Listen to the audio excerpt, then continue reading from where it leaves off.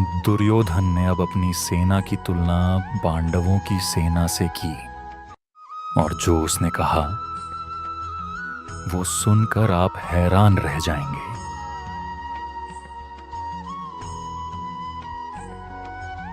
क्योंकि उसने अपनी सेना को अपर्याप्त और पांडवों की सेना को पर्याप्त बताया।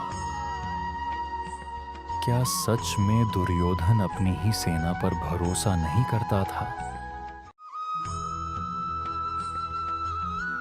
आज हम समझेंगे गीता का श्लोक 10। अपर्याप्तम तदस्माकं बलम भीष्माभिरक्षितम् पर्याप्तम त्विदमेतेषां बलम भीमाभिरक्षितम्।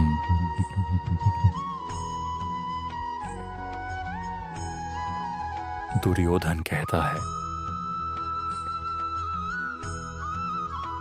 हमारी सेना जो भीष्म पितामह द्वारा संरक्षित है वह अपर्याप्त है, और पांडवों की सेना जो भीम द्वारा संरक्षित है वह पर्याप्त है।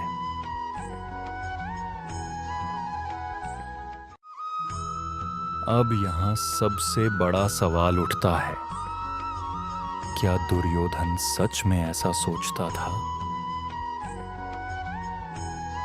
कुरुक्षेत्र का मैदान, एक तरफ कौरवों की विशाल सेना, दूसरी तरफ पांडवों की सेना। संख्या में कौरवों की सेना ज्यादा थी, फिर भी दुर्योधन क्यों कहता है हमारी सेना अपर्याप्त है? क्योंकि यह सिर्फ शब्द नहीं थे, यह उसके मन का डर था। अब इस श्लोक के दो शब्द सबसे महत्वपूर्ण हैं, अपर्याप्त और पर्याप्त। अपर्याप्त का मतलब सिर्फ कम नहीं होता, इसका मतलब होता है अस्थिर, असंतुलित, भरोसे के लायक नहीं। और पर्याप्त का मतलब संतुलित, मजबूत, भरोसेमंद। तो दुर्योधन क्या कह रहा है? हमारी सेना बड़ी है लेकिन स्थिर नहीं है, और पांडवों की सेना छोटी है लेकिन मजबूत और एकजुट है।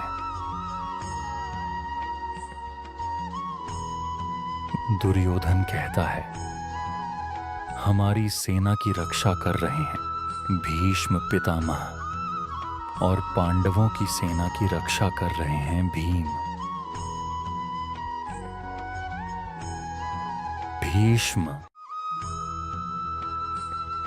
अनुभव, शक्ति और महानता के प्रतीक, लेकिन उनका मन पूरी तरह कौरवों के साथ नहीं था। वहीं दूसरी तरफ भीम पूरी तरह समर्पित, क्रोध और न्याय के साथ लड़ने वाले।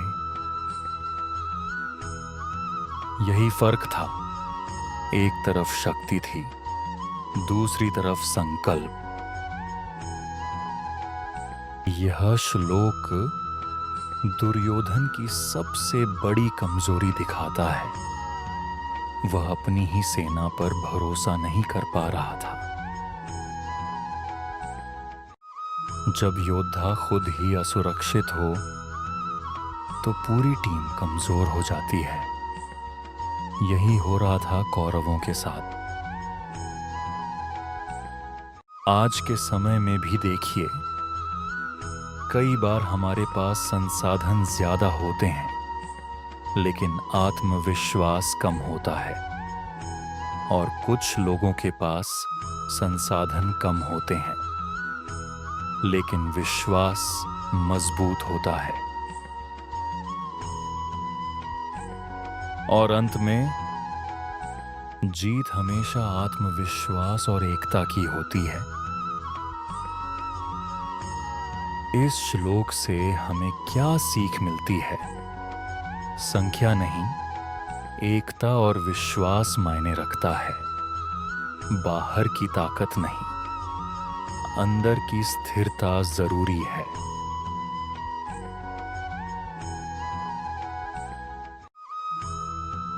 तो दोस्तों, यह श्लोक हमें सिखाता है कि अगर मन स्थिर न हो तो बड़ी से बड़ी ताकत भी बेकार है, और अगर विश्वास मजबूत हो तो छोटी शक्ति भी जीत सकती है।